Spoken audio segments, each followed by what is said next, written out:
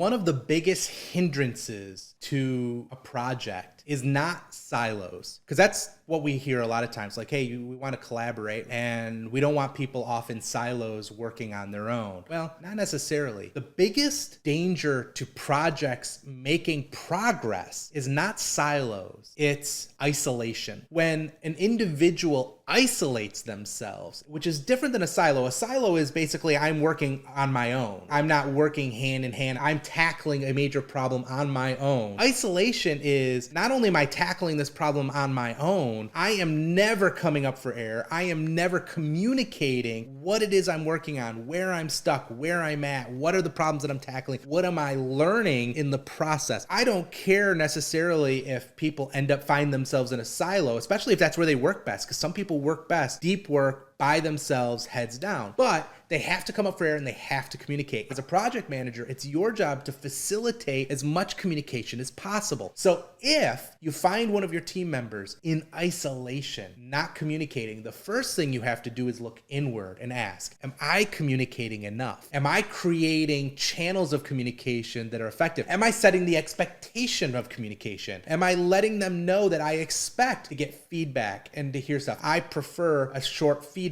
loop. The reason being is, hey, if we're going to make a mistake, give me rubbish in a day instead of rubbish in a week. Because if you give me trash or a failure or a mistake or even just a wrong direction in a day, that's easy to pivot and change. But if you spend a whole week, you've bought into that thing. You own that thing. You think that's the solution. And that's so much harder to pivot and change and fix something in that process.